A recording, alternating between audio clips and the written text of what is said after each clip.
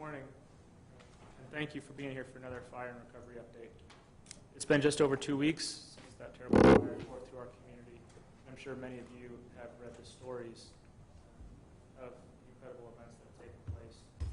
And the more we learn about what's transpired, the more we see the people of Marion County sticking together and putting themselves in the lines for their neighbors like never before. And I'm just incredibly grateful for the selfless service that so many people have given to our community.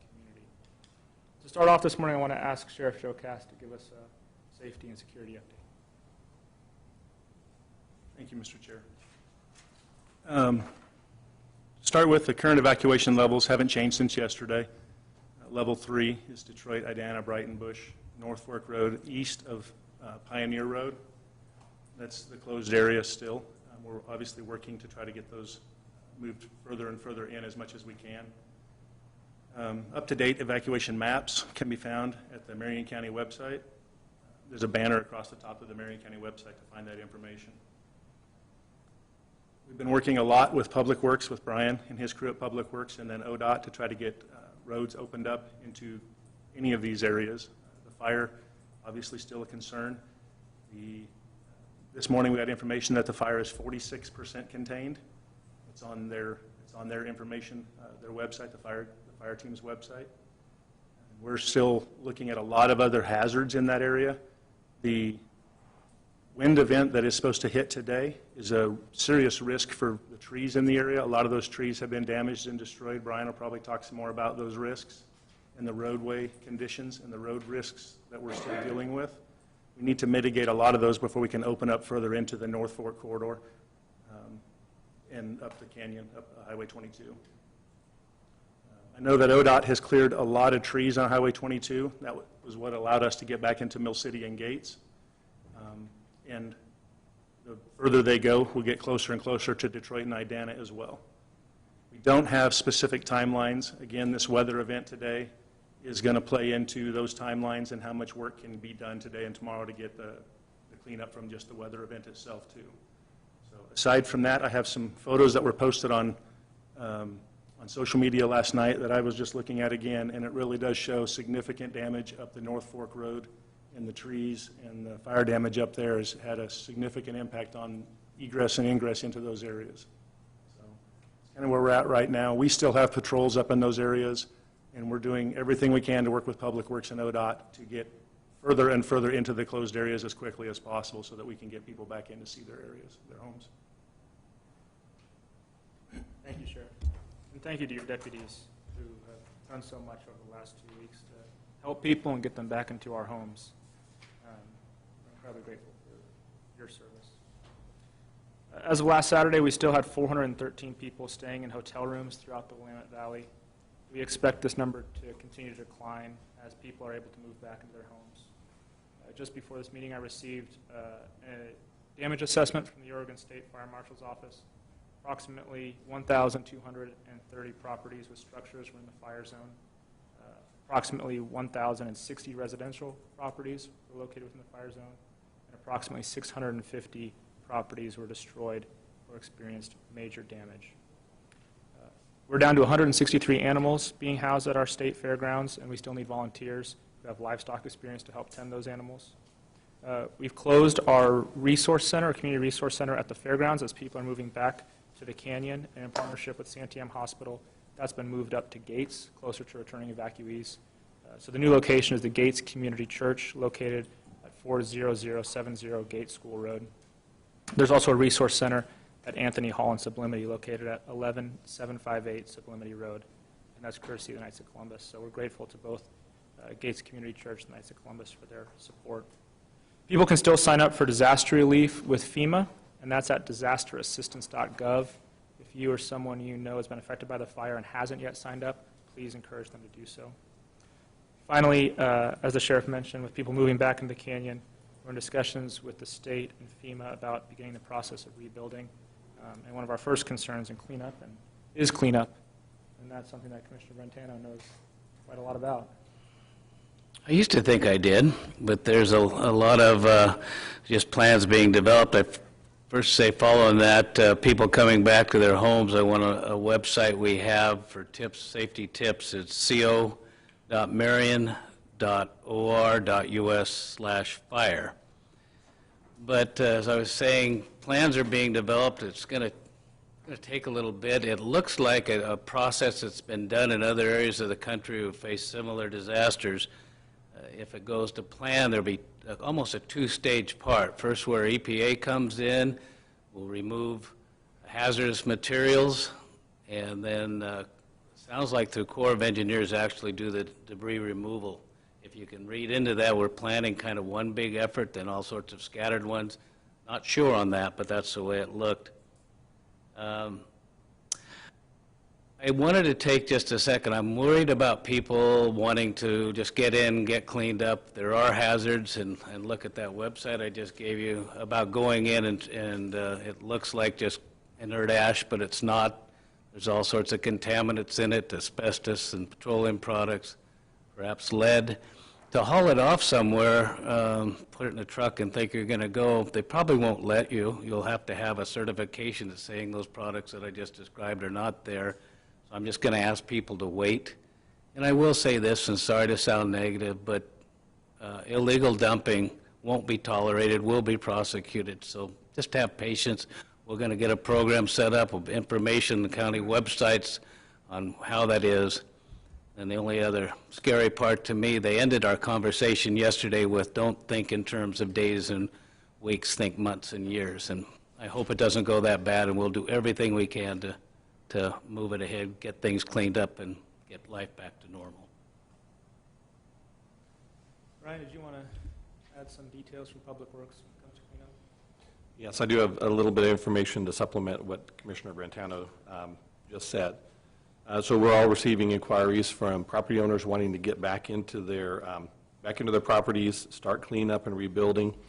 Fire-damaged homes, especially older homes, can contain several forms of hazardous material, and property owners need to know there are regulations in place that govern how those materials should be handled. So in addition to the resource that Commissioner Brentano just mentioned, I'll say if you go to any Marion County webpage, the banner that the sheriff just mentioned at the top, on that banner you'll see the words wildfire recovery.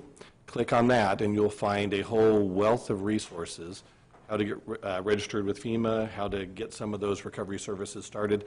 One of those is the DEQ website that addresses this very issue, what to do when you are first returning to a wildfire damaged area. That webpage, if you want to go to it directly, is oregon.gov/DEQ/wildfires. But you can also get there directly from our website as well. So there's a number of ways to get there. There's a lot of good information there, and I'm going to hit a couple of the highlights just so people are aware.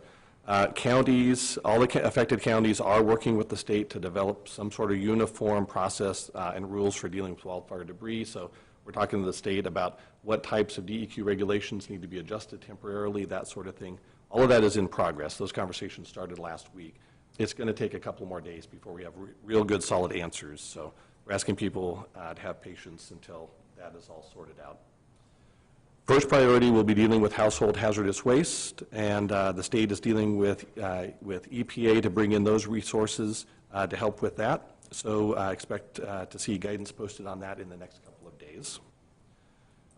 Traditional DEQ regulations are in place right now, so asbestos needs to be handled according to asbestos regulations.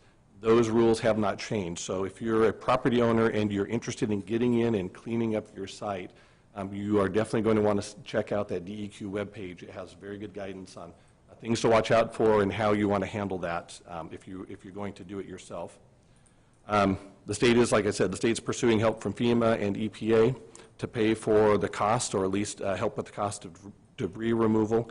And people need to know, homeowners need to know, that if they aren't following the rules correctly, it could put them in jeopardy, their eligibility to receive future FEMA benefits in jeopardy when it comes to the debris management. So another word of warning to take a look at that DEQ website and really make sure you understand what it says before you try to handle hazardous material management on your own. Another couple words about safety. So, the mask that we've been wearing for COVID, that's not going to protect individuals from inhaling asbestos fibers, right? look at the DEQ website. I'm going to say that again and again. Look at the DEQ website, because there are safeguards and guidelines that need to be followed if somebody really is going to protect themselves from those kind of hazards. And it usually involves hiring a contractor that is licensed and trained in dealing with these kind of measures.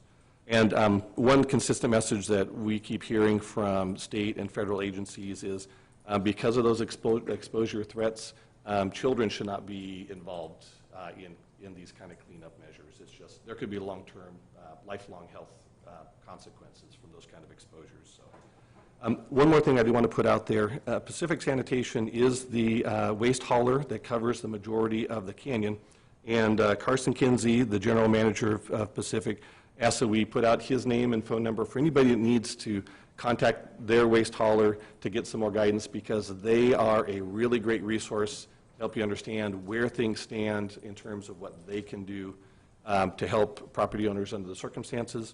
Again, Carson Kinsey, general manager of Pacific Sanitation.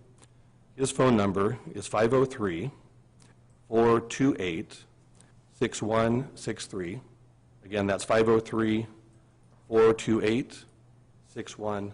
Did I say 6131? Did I say that? It says two different numbers. Why don't you? I did say two different numbers, didn't I? Yeah, let's clarify. Apologize about that. The correct number is 503-428-6131. I think I transcribed some numbers there, sorry. Commissioner Cameron? Well, I first want to say that the constituents that continue to contact all of us here, my heart goes out to them. Like them, I want to get back to see what remains and what we can do to get back into our homes, especially people in Detroit and Idana who can't get there right now. I do want to give a couple updates that yesterday we did have a meeting with our, I guess it was Monday, we had a meeting with our clerk, and he gave us information as to how people could get their ballots. So if you can go to his website or call the clerk's office, they can make sure they give you direction to how you get your ballots if you have difficulty getting your ballot. Same process for returning ballots through the mail and the drop sites, but the main issues there is how are these people that are displaced all over the state right now. We have people in Redmond, we have people in our shelter from Lane County, and my dad does Uber. He had to Uber somebody from Red Cross to a hotel. That guy was from the McKenzie River, and he's up here in Salem. So people are spread out all over the place, and we want to make sure they have an opportunity to participate in the American Dream process, voting. Another update would be Detroit Lake, the boat removal. You're going to hear this gentleman's name over and over and over again. Probably make a statue in Detroit, put it at Mongold State Park for Garrett Olson, Deputy Garrett Olson. Incident Command charged him with the project of getting the boats out that were sitting there the day of the fire. So it had been 2 weeks ago, a little over 2 weeks ago, and he and volunteers and a lot of, we had deputies. I had to participate in it on Sunday. Actually went up with a friend to help get a boat out, and it was an amazing process that these people put together. There was deputies from Lynn County, Clackamas County on boats. There's probably, I don't know, 6 or 7, 8 sheriff boats out in the water from all different places that came together.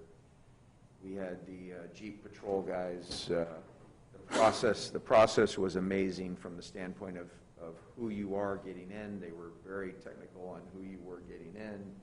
The ribbons they tied to your truck, the labels they put on your truck, and then on the way back in gates, they actually stopped everybody and recorded their names to make sure everybody returned safely and that there was no reason to go back and look for somebody.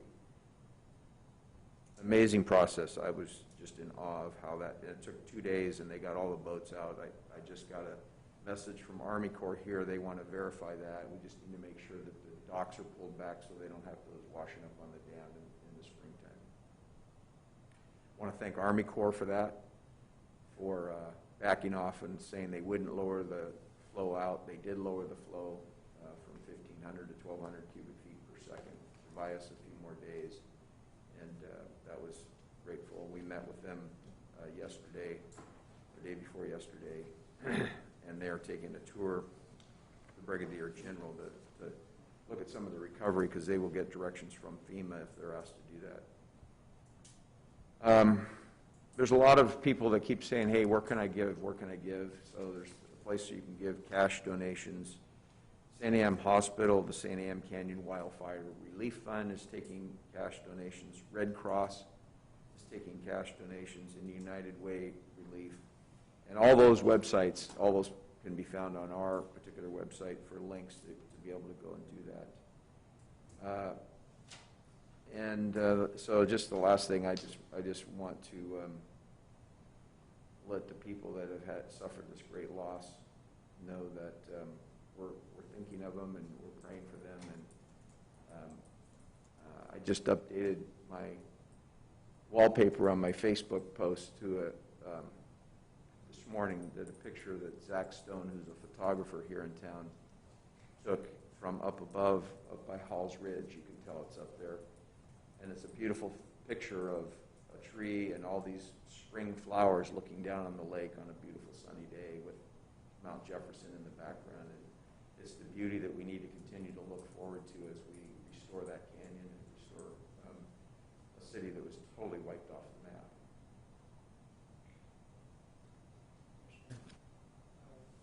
Anybody else have anything to share? Yeah, I was just going to mention, we're working with ODOT, with Public Works, with the fire teams, and we're trying to get everybody back in. We know the Elkhorn Valley residents want to see what's going on up the North Fork, as well as others up the North Fork, including the Dogwood area where there's a lot of residents, but Idana, Detroit. In the meantime, while those areas are closed, if folks have livestock or animals in those areas, we want to make sure that if you need to get in and feed those, that we try to accomplish that if it's safe. So we have a phone number you can call if you need to get into those areas. That number is 503-798-6823, and that's specific to if you have livestock or animals that need to be cared for inside the closed areas, and then we will see what we can do through the sheriff's office and with collaboration with all those other areas, all those other agencies, to see if we can get those animals cared for. We certainly don't want to have animals suffer anymore if we can prevent that. So again, that's 503-798-6823, and that's if you need to get livestock or animals inside those closed areas to get them cared for. Okay, Jeremy. So before we begin taking questions from the folks that are here with us, we've got a couple questions that were submitted in advance. We'll start with those. So the first question was from Tor Harlan. I've heard thousands of hazard trees will need to be removed from the fire area. Is that accurate? And what happens to the hazard logs? Are they sold as part of the timber sale? Ryan, could you take that? Sure. So the rules will be the same, whether it's ODOT dealing with highway or county dealing with county roads. We will, well, any timber that's removed that's on private property remains the property of the property owner. Those logs will be decked and set aside so property owners can sell those or deal with those however they want to. I think ODOT will even carry those away if a property owner doesn't want to deal with it. We'll do something similar in the county right-of-way and properties along the county right-of-way. We've gotten a lot of inquiries over the last couple of days about wood salvage, and we do have a lot of non-marketable timber along North Fork Road and other roads. So we will probably, in the next week, put together a program that will allow folks to go out there and salvage non-marketable timber for firewood and that sort of thing. And can you confirm the number of trees? It's in the thousands. Yeah, and that was ODOT's estimate, and it was anywhere from 10,000 to 80,000 at the start of this. I'm not exactly sure how many remain. That was the Highway 22 corridor. That wasn't counting North Fork or any of these other areas, so I haven't heard any updates on the numbers. Yeah, I don't think we're quite up to 10,000, but we're somewhere just south of that number. The next question that was submitted, also by Cor Harlan, was commissioners have talked for a long time the desire to put in a sewer system to replace septic in the canyon. Can federal disaster relief money help pay for a new sewer system? Sure. Yeah, I think this reporter called me yesterday and wanted to take a tour. I wish, right? The sewer system has been managed by our community, or the sewer district formulation has been managed by our community services, and that was stood up May of this year. So there's a sewer authority up there with the Detroit, Idana, Mill City, Gates. They've come up with their agreements. We had put forth some preliminary engineering that was supposed to be done, I believe, by 2021, July of 2021, and we are doing everything we can right now to expedite that engineering process. And yes, we can use dollars that come through the disaster. It has been done in the past. And if you think about what we need to do up there, we need to rebuild these towns in a sustainable way. I'm not, somebody said we were going to do this slowly, and I think the governor's emergency manager said we're going to do this slowly, deliberately, so it never happens again. That kind of upset me because the towns didn't burn down because of the way they were built. They burned down because of the way we manage our forest. But basically, to build these things back, energy efficiency, have sewer systems, potentially bury the power lines in the towns underneath the ground, that gives you protection. There's a lot of things that we can do, but it's going to cost money, and it's going to take time to do that. So the sewer system is only one piece of that. How do you rebuild these towns in a sustainable way, or protective way, I guess is the way I want to do it, and make them places like, if you think about the sewer system, went in Sisters, and look at Sisters today.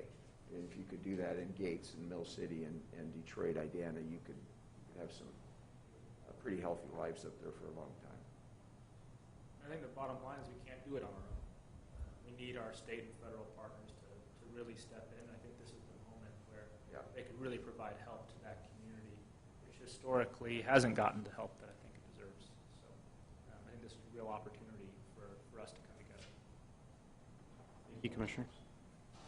So as we take questions from the media here in attendance, what I'd ask is give me an opportunity to repeat the question into the microphone so the folks listening can also work in what the question was.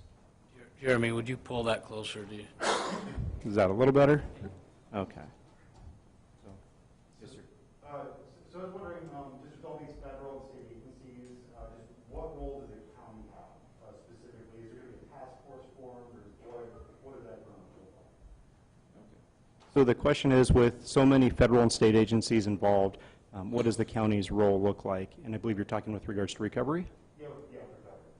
And can you identify? Yes, sir. Oh, yeah, Jake Thomas, Salem Reporter. So it's a question from Jake Thomas with the Salem Reporter.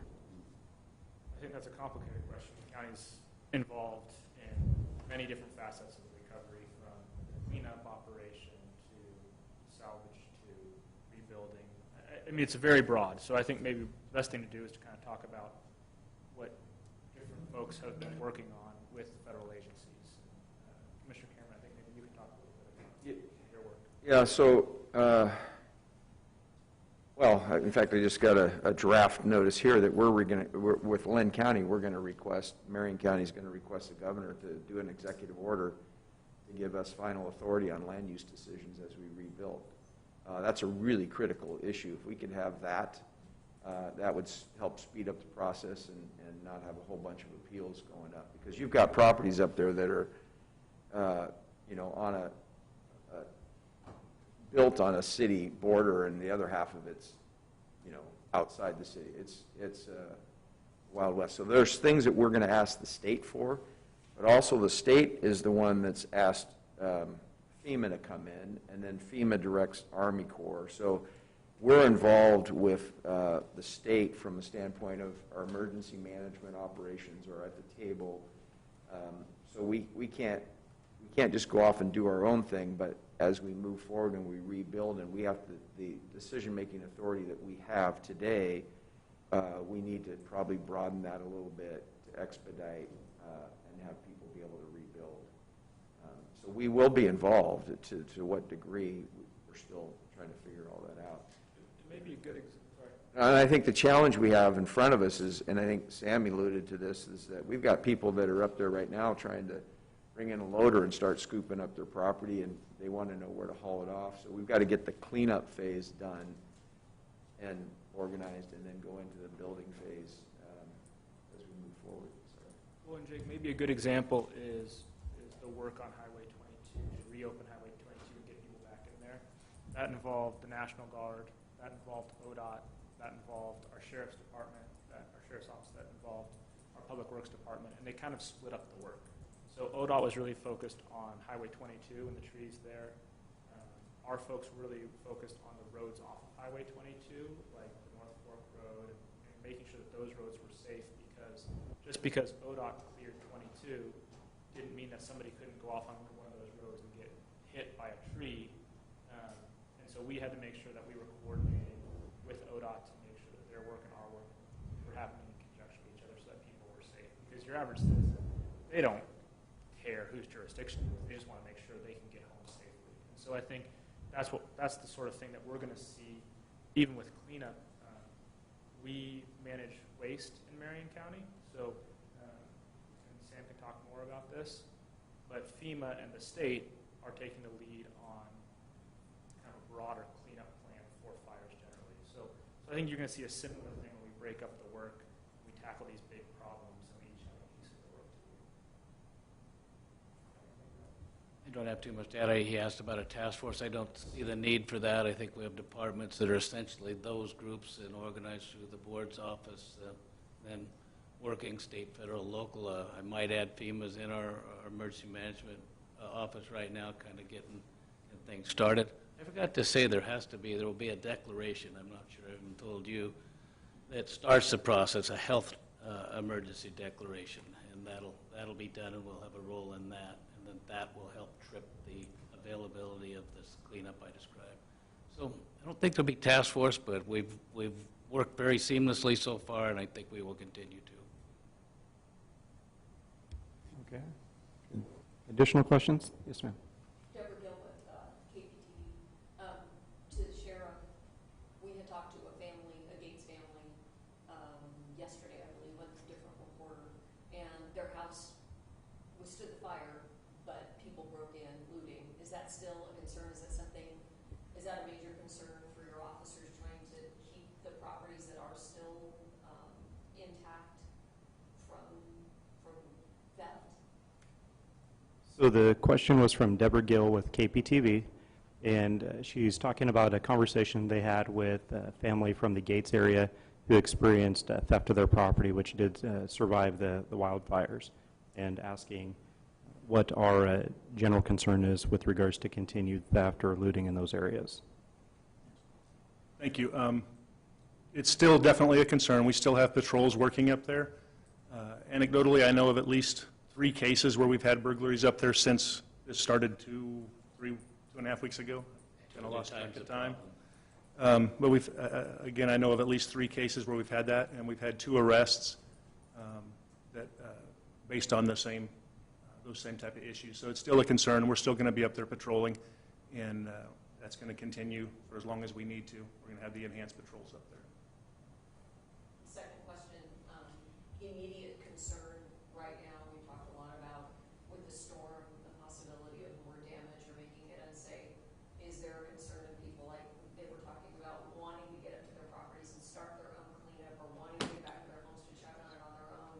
What's your immediate concern right now, given all of that people are going to go there when they shouldn't, and it's unsafe, or is that not really what people staying away for the most part? Just what's your immediate, as far as your patrols and concern for that? So to condense the question, the question follow-up from KPTV was, what's our immediate concern with the wind coming in as far as people going into areas they shouldn't, or how to best serve those people? So again, with our patrols up there, we're watching out for the theft and the burglary and things like that, but the immediate concern with this weather event is just life and safety.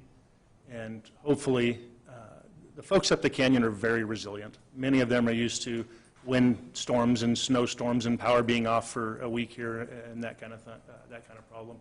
But this event with the number of trees, right now that's one of our biggest concerns with the wind. Additionally, there's, from the road crews, from Brian's crews, there's concerns about the roads up there, the culverts, whether the road's going to fall out under the culverts. So there's a lot of those type of safety issues. But again, with our patrol staff right now, the immediate concern is the life and safety of what could happen in this wind event. And then we'll continue on from there with information from Public Works and ODOT and fire and everybody else too.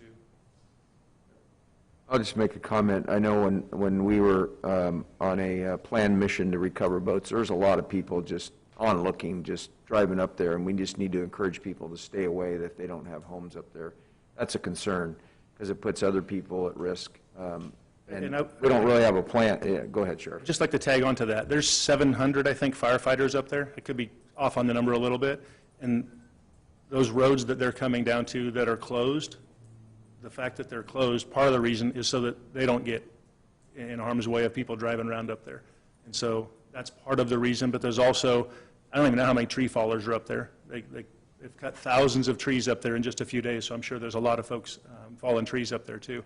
So part of the closure is to make it safe for everybody that is up there. But with the wind event, and the question that was thrown out was that the ongoing wind event, as long as that's there, these trees, there's some dangerous trees up there, and we've seen it. We've seen them fall on cars. We've seen them come really close to people in search and rescue operations as well. So just want to be really careful with that.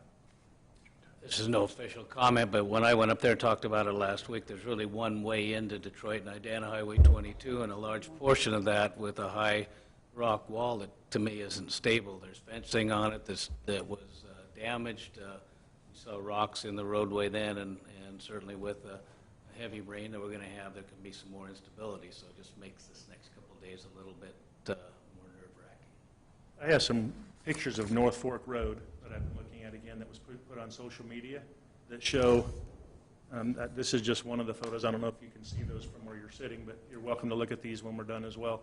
That shows significant damage just on the North Fork Road. And this is just one road of many, many roads that Brian's crews are trying to get us back into. And some of these impact our ability to get in and out as well, just from the emergency services side. So just, again, when we're done, if you want to see some of these photos, they're sitting right here for us. Any additional questions? Yeah, Melanie Zermer, KMUZ Community Radio. It was, brought up that, of course, we need help from federal and state partners. I've heard that there might be a special session coming up. Is there, at this point, any kind of funding package that Marion County is going to be going to the state legislature with to address this issue? So the question was from Melanie Zermer with KMUZ, asking about any intent for a special session to request a funding package related to the wildfires. So we had a joint meeting with Lynn County last week. There's a couple of concepts. The governor is going to call a special session after the election. And there's a couple of joint concepts that we have. It wasn't for funding. Obviously, everybody's going to have their hands out and need money here. I think that there will be a statewide package that they'll come up with. But we all know that because of COVID, the state's upside down financially. We've already done the analysis of how this potentially is going to impact not only us, but you think of school districts and all the other fire districts that we collect. When you pay your Marion County tax bill, a small portion of that's ours. But so we're doing that and trying to figure out what we need to do quickly to adjust our budget. But the two concepts, the one are more legislative concepts that we need little fixes for to help us rebuild and to do things differently as we move forward. That's what we're going to ask for. I think Senator Girard has one of those that he's going to file. Property tax relief. Just think about it. You just lost your house, and come November 1st, somewhere around there, you're going to open this green envelope that says, hey, by the way, you owe $3,000 in property taxes, and you're going to look over and go, for what? So we're working on property tax relief for those people impacted in the fire. That's one of them. So that would be a financial ask, but it doesn't really come from the state as much. It does impact the state because they have to backfill school districts and other things. But, so that's one of the concepts, and then the other ones are to help build and some special stuff that we need. I don't know. Yeah, no, I think that's exactly right. And you know, we are working with our state and federal partners on FEMA reimbursement. That's going to be really important for us. So it was really important that the president approved that declaration and approved FEMA reimbursement for us. It's really important the state is helping us qualify for those dollars. If we don't get those dollars, we're in a world of hurt. So I think that really is a focus of ours right now. Just to follow up on that, so to give property owners tax relief, is that going to require a legislative fix or funding from the legislature, or is that something that the county can do? The follow-up question was from Jake Thomas with Salem Reporter, is will for the property tax relief, does it require a legislative fix or legislation, or is it something at the county level? It's a legislative fix. It's Oregon statute. It's a 16% interest. Think about that. If you're late, that's usury, in my opinion. 16% interest and late fees, all that stuff is in the statute, so it has to be taken care of there.